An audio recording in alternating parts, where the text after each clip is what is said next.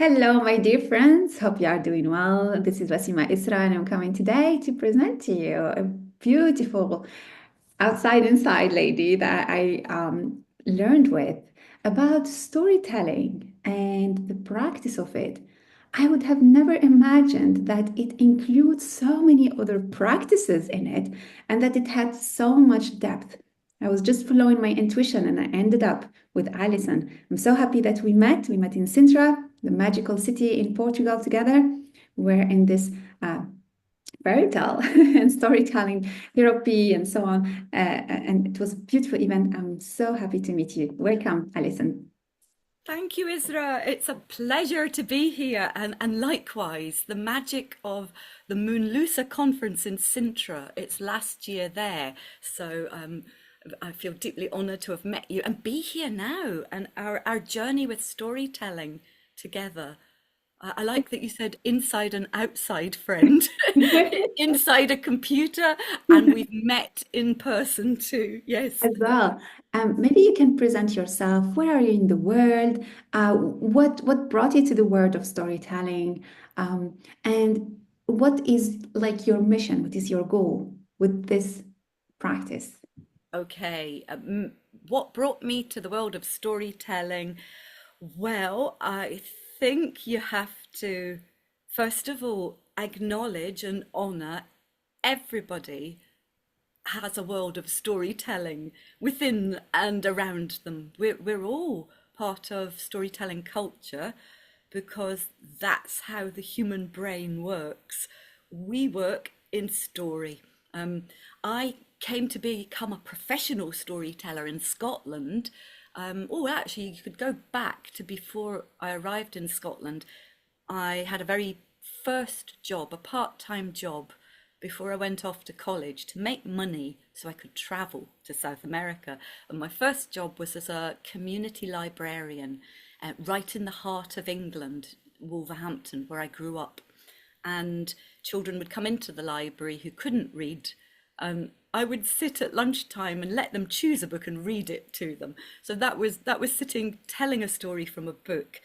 And I was lucky that I grew up with a mum and a dad who gave me a bedtime story every night.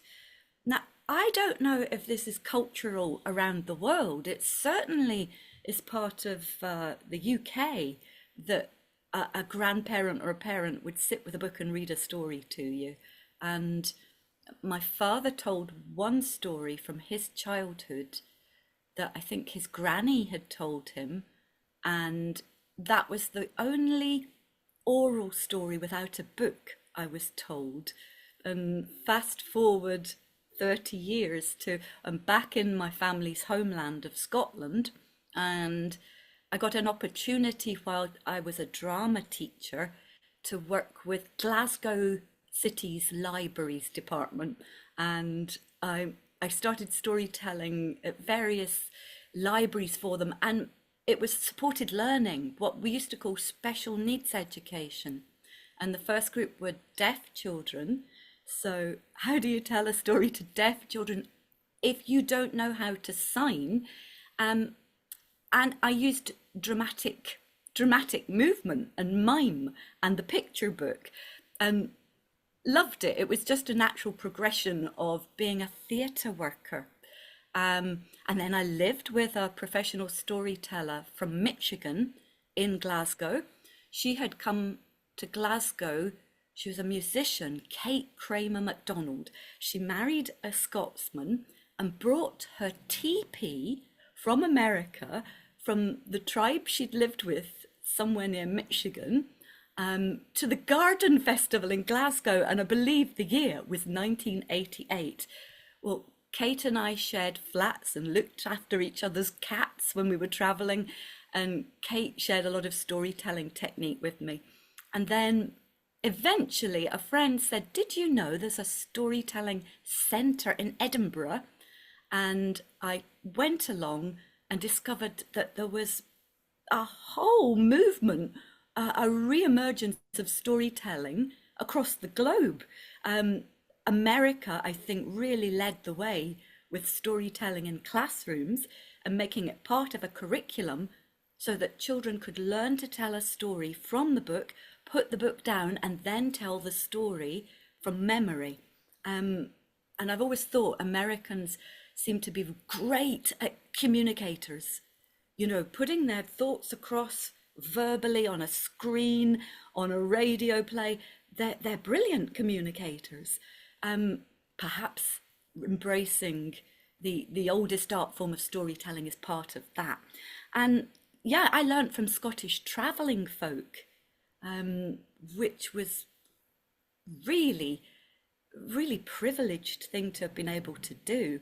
I went on a course with a travelling woman called Sheila Stewart, and the Stewart family are a well-known traveller family. Scottish travellers are very specific about their title. They're not gypsies, they're not Romany travellers, they are Scots travelling folk. And I think every culture which has nomadic people as part of the culture all have a name for their specific branch of the travelling people. And so the Scots travellers, I spent a weekend with Sheila Stewart, and to my embarrassment, I still used books because it was 1993 and I was still working for the libraries who were promoting reading books. So I still sat telling the story with a book on my lap. And Sheila said, "Oh no, you tell the story eye to eye, heart to heart, mind to mind. If you're reading from a book, you can't be telling it that way. So put the book down, read the book, read the story, and then tell the version that just comes out of you from your soul." Well, it's a combination, isn't it? Memory of what you've read, but then your own interpretation. And so I learned the real magic of storytelling from travelers. And Fascinating story. Like your own life is a fairy tale, I would say, you know, like adventures, meeting with different people. And very interesting that you bring the nomadic side because nomads have a lot of stories, and that's how they traveled. Not only people traveled, the stories traveled, and we end up with, you know, like myths and legends from the north coming down, and from, let's say, Anatolia going to, you know, the UK. And just like when we read all these stories, and like, I heard that somewhere, I read that somewhere. But you're bringing something I want to point to very interesting here is that you combine memory, you combine your understanding of the story, your way of telling it, and the emotional side. And so with today's world, we don't need to learn by heart because everything is available on Google. oh yes, over. So how is this changing the, let's say, the, you know, the storytelling world?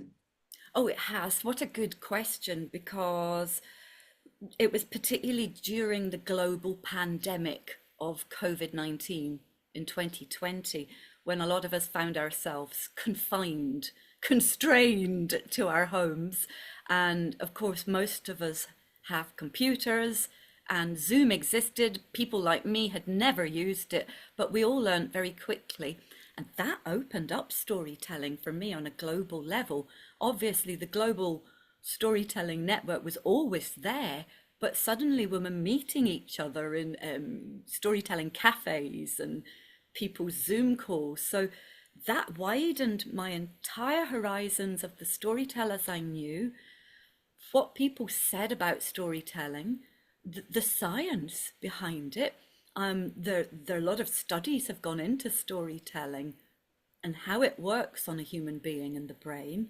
And I was immediately employed by scientists that came off the back of the pandemic to reach patients and help share people's stories of having been within the health system and ill health with researchers and medics and help groups. And it opened up an entire universe of storytelling for me. You said something earlier I wanted to address as well, that you've heard stories and you think, oh, but I know that from somewhere. Anatolia, stories. This is a quote from I don't know who, other storytellers. Stories don't know boundaries. They Mhm. do not know passport control and checkpoints. Stories have travelled and travelled, and each time a story's heard anew by a new community, they remember what they want from it, morph it into their culture, make it speak to them, and then retell it.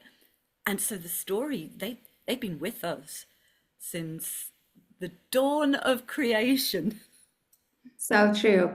There are two things here that we'll be pointing to. The first thing is that stories give a voice to things that have been experienced by humans, emotional experiences, the separation, death, betrayal, love. So many things happen in a story or in a fairy tale, let's say, a folk tale. So I feel like they act as they are a therapeutic tool by excellence without even naming it therapy with storytelling. It's storytelling is therapeutic by nature. So how did you go through this? Because I know that you've had some experiences like that, and you acted in some fields where you helped that process. Yes, the therapeutic, it's because the story, it's not a hierarchy, it's not a system where, it's top up and bottom down. It's not somebody lecturing, telling you how it is. These are the facts. This is the way you must think.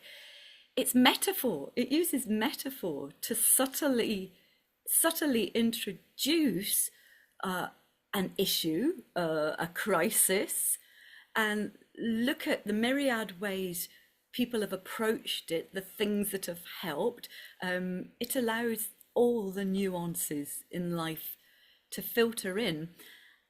And you can try and manipulate an emotional response, and some highly skilled theatrical storytellers will use the words to manipulate an audience's emotions, or you can back all the way down to humble traditional folk tales that just plant little seeds and don't, it's not like hitting the audience over the head with a bag full of rocks.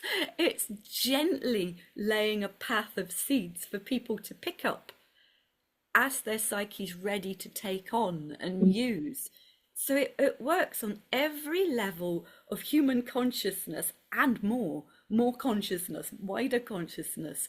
And when you're sitting with a group of people and you tell a story, say it's a tale that I love about the Selkie woman who her sealskin is taken by a sailor on the beach, and she has to go and live with him and marry him and have his children. But when she finds the skin and puts it on, she's drawn back into the ocean and she deserts him.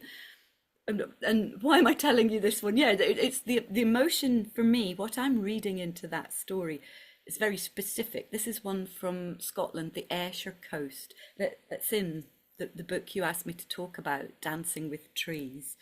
That story speaks to everybody on different levels, but what I resonated with in the story, what struck an emotional chord in my being, was that the oldest of the children, when he's offered a sealskin to join his mother and the rest of his family under the land of the sea, he doesn't take it.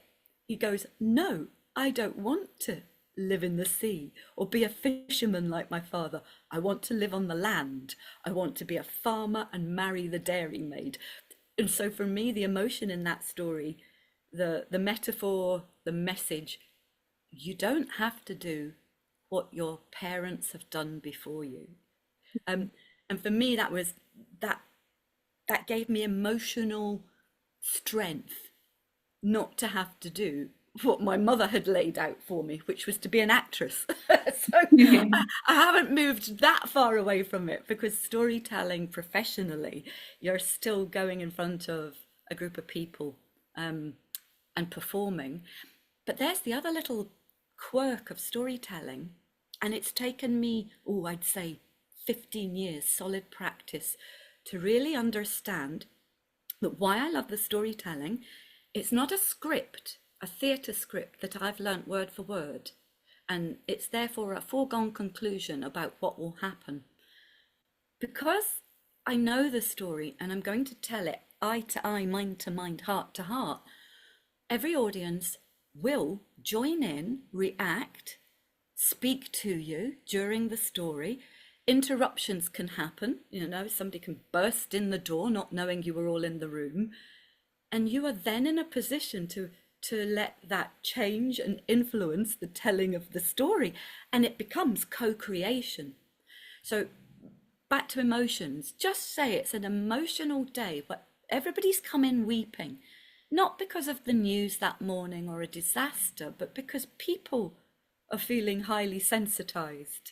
Maybe you believe in astrology or what weather patterns do to you or the whole consciousness of the planet. But if we are one, if it is all one great consciousness, then we're all being affected by emotion all the time. And as you tell a story that you've chosen for the day, for the audience, for the group, that story comes out differently depending on everything in the atmosphere, the electricity, the feelings of everybody. So it's just an ever-changing, unique art form. That's really interesting because, um, we use the tarot, we use the oracles, and that's the second point I wanted to bring forward is that, we use these images and they are scenes, they are stories. Like I hear you telling stories and, you teach me that we don't need to know that much about what happened before and what happens later. We are kind of focusing on a specific moment, like when we use our cards, we are specific at that scene, specific moment, and how it's important to kind of live it. So I was really surprised and amazed at how you inhabit the characters, how you live them, and also how you voice them. So tell us a bit about this work you have with the sound, with how to be inhabited by the characters in a story.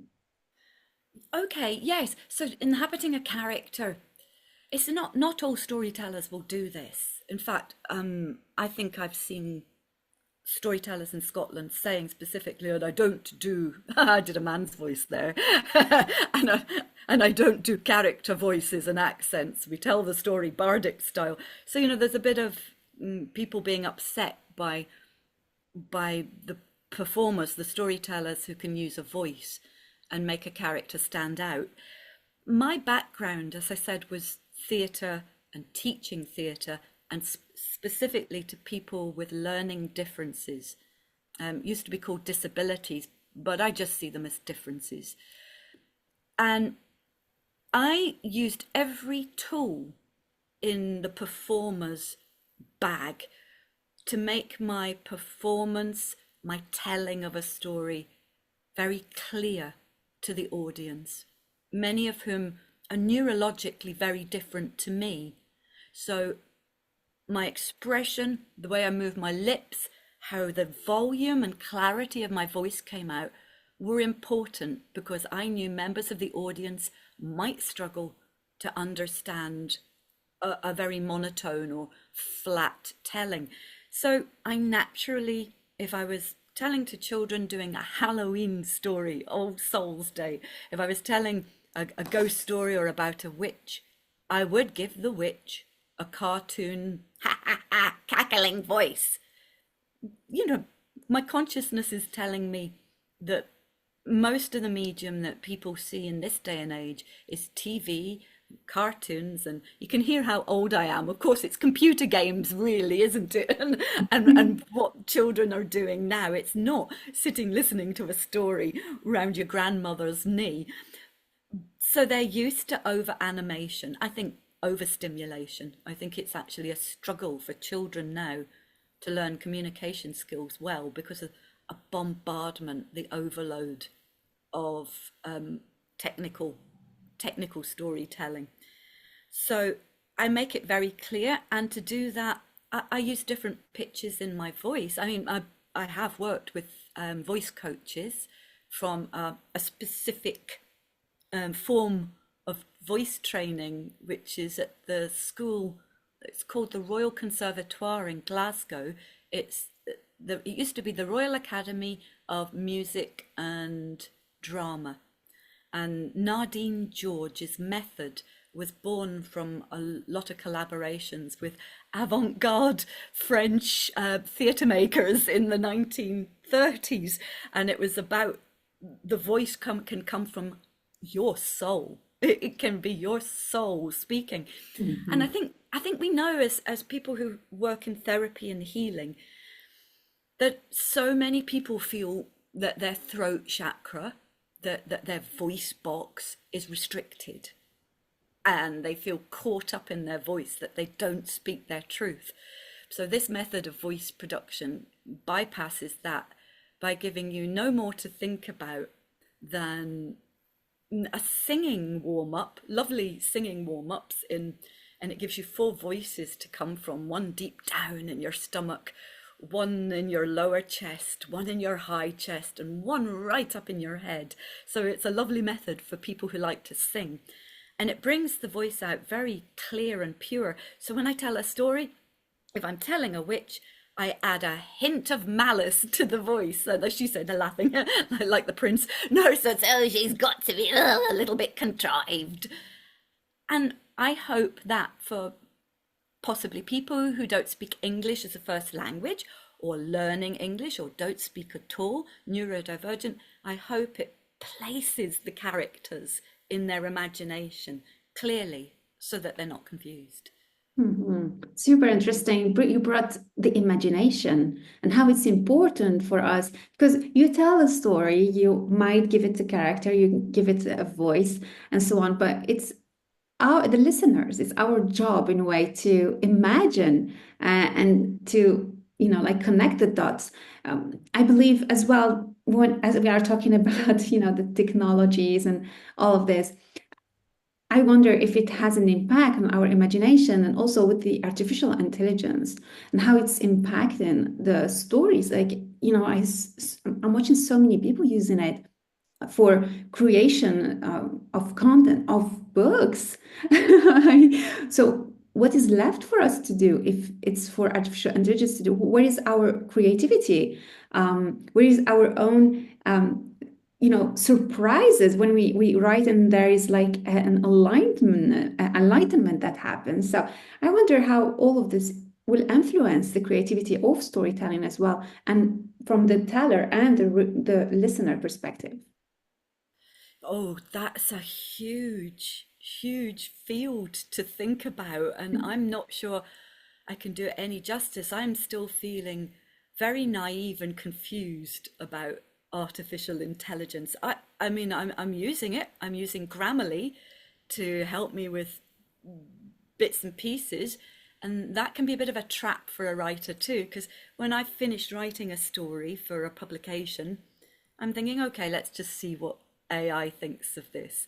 And a lot of the suggestions are just like, ha ha ha, don't be silly. That sounds ridiculous. I'm thinking about the sound on the tongue when I write a page. So I can ignore a lot of it. And then they make a suggestion that leaves me feeling doubtful of my own work. And I go, oh, I'll try it. And then I put it through another version of their offers. And it reverts back to what I wrote, suggesting that's the best way to do it.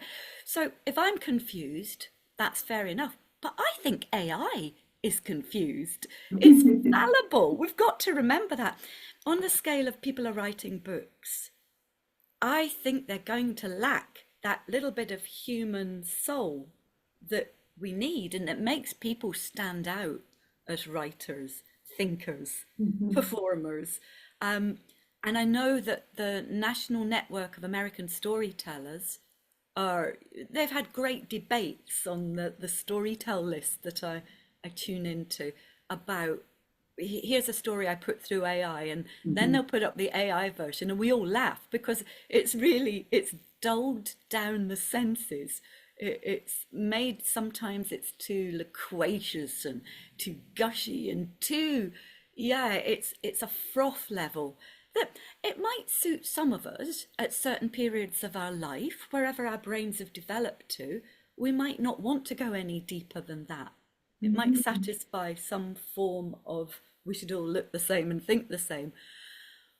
But the human spirit and our growth as individuals and collective, you should hopefully make us all see the flaws in it as we reach for our own gold, our own jewels. And I think traditional stories can help with that. Uh, Mhm. the millions of traditional stories from every culture and beyond, they contain all the wisdom of the world. Mhm. So they're there for us. They're the best resource we've got on planet Earth, except for clean air and clean water and humans with good hearts. Yeah, that's really lovely because I see the same thing with tarot as well. And also the connection. So I believe that when we are telling storytelling or stories or tells or even sometimes interpreting the tarot, there is something deep within us that is speaking.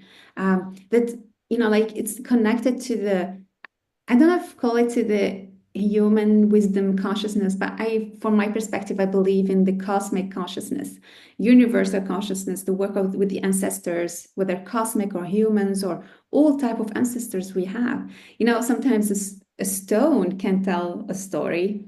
Like an animal that doesn't have a human voice will tell a story. That's what we have been working on together. And these beings have their own voice. And when we tune in beyond the programmation we tune in, we are listening to something really authentic. And I feel authenticity is a key in storytelling as well.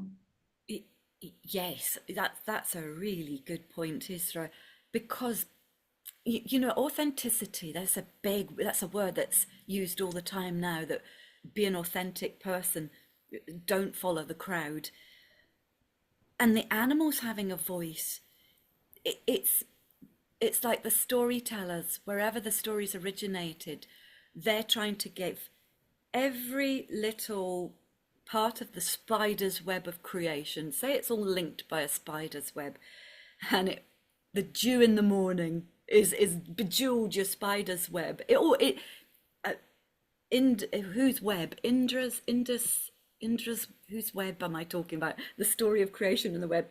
Your listeners will know. They'll be There are shouting. many. There's one like by this a Spider Woman, more in the Americas, in South America. There, Is it Indra's web? There's a great myth, but each little bit, each part of it has got a little bit of authenticity and uniqueness to it.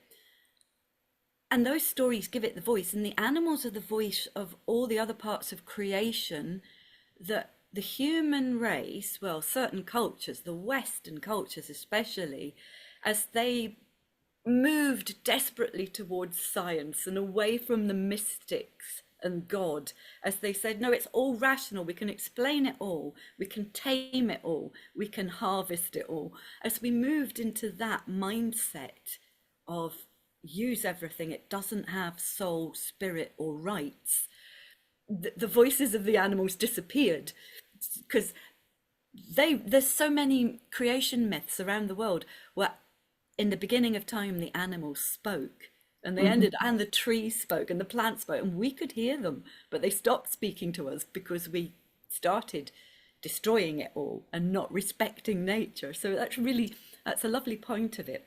And authenticity just has to be when your heart and your mind and your body, it's all in alignment with something. It feels right. Who says in the flow? Is that Jungian?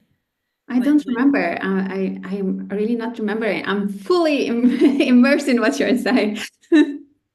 everybody, no matter what your job is, you have your flow, you have your passions, and the arts, all creative arts, help us express ourselves. You can't express authenticity at all if you're just doing science in a lab. You have to be you and have your spark of originality, and that's how, of course, there's great inventions and great new things are found in the world, when creativity takes a part of it. Yeah.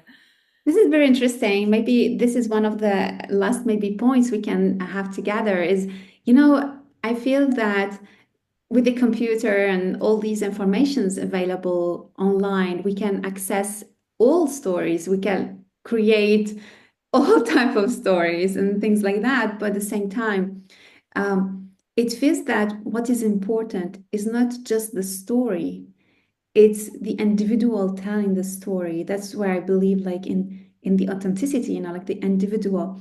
There's something deep within that's the stories are transforming our world, healing our world.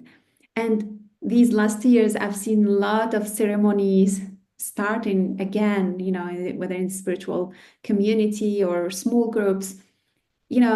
What type or what place do we have for storytelling these ceremonies? Is it just, I'm part of shamanic, like circles and things like that. And our journeys are stories. My ally took me there and we did that and he showed me this.